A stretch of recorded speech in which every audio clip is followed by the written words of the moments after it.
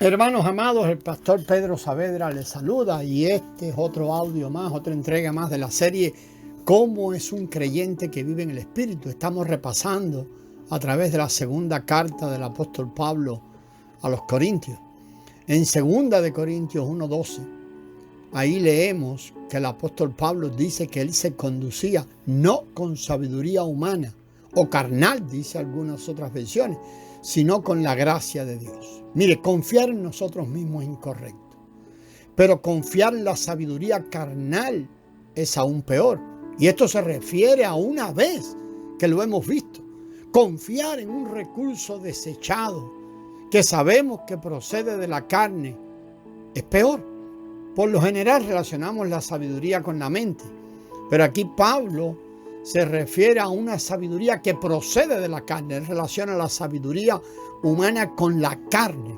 La sabiduría carnal es contraria a la gracia de Dios, pues conecta el alma con la carne. Es la carne misma, es Adán mismo, contrario siempre a Dios. Cuando usamos esa sabiduría, siempre vamos contrario a Dios. En cambio, la gracia de Dios, su Hijo, es Dios mismo. Nos conecta con Él. Se experimenta primero en nuestro espíritu y después opera por medio del alma y del cuerpo. Confiamos en Dios y este Dios en quien confiamos obra en nosotros. Así que la gracia de Dios es el propio Dios que opera en nosotros.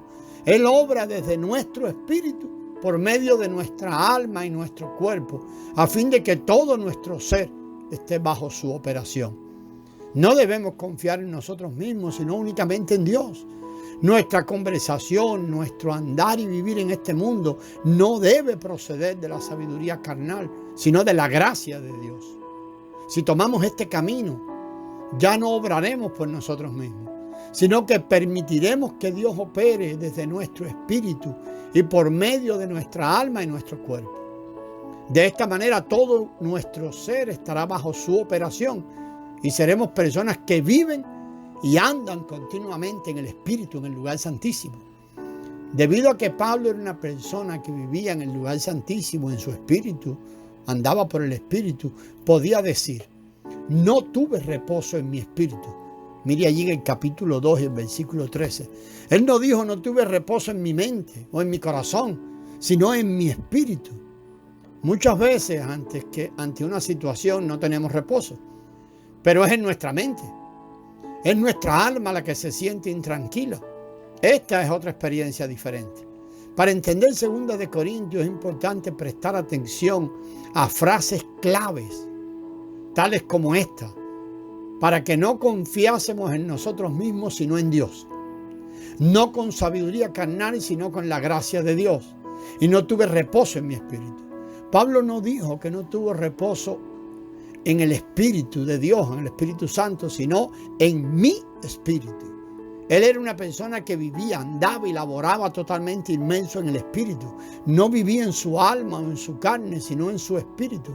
Por eso dijo: no tuve reposo en mi espíritu. Esto muestra que Pablo no se deja afectar por las circunstancias, o no se dejaba afectar por las circunstancias, ni tampoco por sus propias ideas o puntos de vista. Él solo prestaba atención a su espíritu. Debido a que su hermano Tito no había venido, él no tuvo reposo en su espíritu. Esta expresión realmente es de mucha profundidad para dejarnos ver a alguien o de alguien que vive, como dijo él, en mi espíritu. Tenemos que llegar a conocer nuestro espíritu y aprender a hacer todas las cosas en él. Si estamos contentos, debemos estarlo en nuestro espíritu. Y si estamos tristes, debemos estarlo también en nuestro espíritu. Acuérdense que estamos hablando para los hijos de Dios, donde el Espíritu Santo ha venido a morar allí. El Espíritu Santo se ha hecho uno con nuestro espíritu. Muchas veces estamos contentos, pero esta alegría procede de nuestra parte emotiva. Quizás no sepamos cómo estar contentos en nuestro espíritu, ni cómo tener reposo en nuestro espíritu. Creemos que esto es una realidad, pero tenemos que aprender que el Eterno nos lleve a tener este tipo de experiencia, que será imposible sin el crecimiento del Hijo y la obra de la cruz para derrumbar todo aquello en que estamos acostumbrados a manifestar nuestra alegría o nuestra tristeza, las cosas del alma, del hombre natural. Debemos prestar atención a nuestro espíritu y ser personas que viven en el Espíritu. Más adelante, en 2 de Corintios 4:13, Pablo dice que él y los hermanos que lo acompañaron tenían el mismo espíritu de fe. Es maravillosa esta experiencia en un grupo de hermanos. Que el Señor amado tenga misericordia y se manifieste en nosotros para ejercitar nuestro espíritu a tal grado, de tal manera que en todo lo que hagamos o digamos tengamos la certeza de que poseemos el mismo espíritu y de que estamos en el mismo espíritu. Esto no se lleva a cabo en la esfera del alma, ni de la carne, ni en la mente, sino en el espíritu. Cada vez que nos relacionemos con un hermano, cada vez que tengamos comunión con otros, debemos hacerlo en nuestro espíritu. En 2 de Corintios 4:16, allí leemos: por tanto, no nos desanimamos. Antes, aunque nuestro hombre exterior se va desgastando, el interior, no obstante, se renueva de día en día. El hombre interior consta del espíritu regenerado como su vida y persona, y del alma renovada como su órgano. En cambio, el hombre exterior se compone del cuerpo como su órgano físico y del alma como su vida y persona. El hombre exterior está pereciendo, desgastándose, debilitándose y consumiéndose. No obstante, el hombre interior está siendo renovado, refrescado, alentado y fortalecido al ser nutrido con el suministro fresco de la vida de resurrección. Esto tiene que ser lo que está pasando en un creyente. Mientras nuestro cuerpo mortal, nuestro hombre exterior, está siendo consumido por la operación de la muerte, nuestro hombre interior, es decir, nuestro espíritu regenerado, es Cristo mismo allí, junto con las partes interiores de nuestro ser, está siendo renovado de día en día. Podemos ver Jeremías 31:33, Hebreos 8:10, Romanos 7:22 y también el verso 25. Nuestro ser, las partes interiores de nuestro ser, está siendo renovado de día en día, metabólicamente. O sea, algo que está ocurriendo orgánicamente mediante el suministro de la vida de resurrección. En la medida que la vida de resurrección está siendo añadida, todo en nuestro hombre interior va siendo renovado, y esto sin esfuerzo humano. Hablamos de algo metabólico, orgánico. El hombre exterior debe consumirse y de hecho estar en proceso de desgastarse, pero el hombre interior debe estar siendo renovado y refrescado. Para entender esto mejor, o para entender, digamos, a plenitud lo que Pablo expresa aquí, debemos oír los primeros 4 capítulos de la carta. En el capítulo 1 dice que fueron abrumados sobremanera. Hablamos sobre esto en un par de audios anteriores, en el versículo 8. En el capítulo 4 describe de qué manera estaban siendo oprimidos en todo aspecto. Véalo allí en el versículo 8. En 2 de Corintios 4, del 7 al 18, vemos que a fin de llevar a cabo el ministerio, los apóstoles vivían una vida crucificada en resurrección. O sea que vivían la vida de resurrección bajo el aniquilamiento efectuado por la cruz. Veamos con atención que aunque Pablo estaba oprimido y desconcertado, comprendía que las aflicciones y apuros en las que se encontraban eran necesarios para que el hombre exterior fuera consumido. Mientras el hombre exterior pasa por el proceso de ser reducido, el hombre interior se renueva y se refresca de día en día. Esto muestra que debemos mantenernos alejados de nuestra alma, la cual está representada por el desierto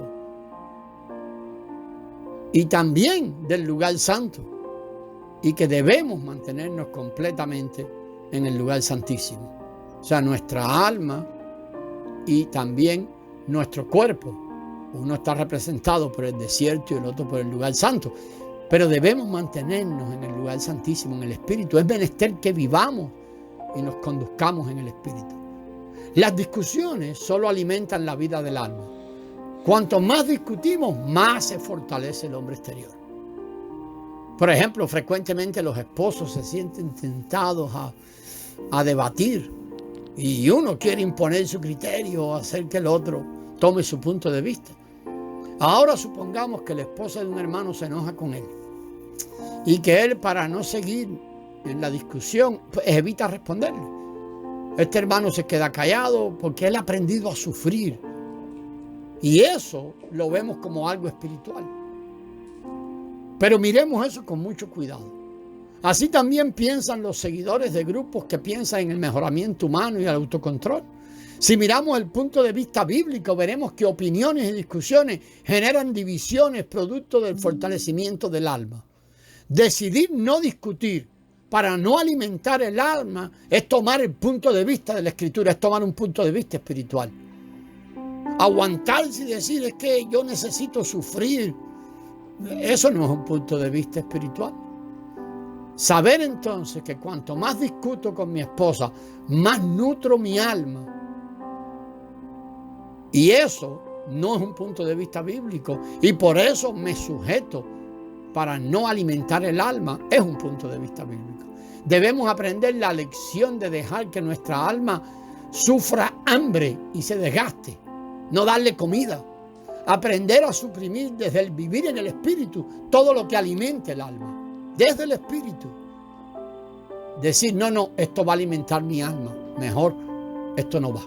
El hombre exterior debe ser consumido. Es importante comprender que todo lo que nos sucede tiene un propósito.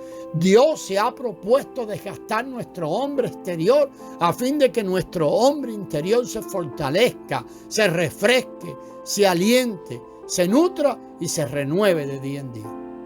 En tanto nuestro hombre exterior se desgasta y el interior se renueva, permanecemos en el Espíritu. En este lugar santísimo, nuestro espíritu, podemos disfrutar y experimentar a Cristo. Es allí donde experimentamos a Dios, en Dios y con Dios, todas las realidades divinas. De esta manera, gradualmente llegaremos a ser el ministerio mismo. No solo seremos ministros, sino que seremos ministros que tienen un ministerio. Ahora el ministerio se ha forjado en nosotros y desde allí fluye. Así ministraremos a otros la vida, a Dios y las riquezas de Cristo. No solo le enseñaremos a las personas palabras o le enseñaremos puntos de vista, enseñanzas, doctrina, conocimiento. Entonces todo lo que hagamos ministrará a Cristo, a Dios en los demás. Esto es lo que se necesita hoy. Esto es lo que la iglesia necesita. En 2 Corintios 12, 18, Pablo dice que él y Tito andaban en el mismo espíritu. Este versículo, al igual que los anteriores, nos da a conocer la clase de persona que era el apóstol Pablo. Él era una persona que vivía en el espíritu. Y eso es algo que vemos constantemente en el apóstol Pablo. Constantemente una persona vuelta a su espíritu. Él era una persona cuidadosa de andar en el espíritu. No se apartaba de allí. Allí andaba. Y vamos a ver un poco más de esto en el próximo audio. Gracias y paz, hermanos.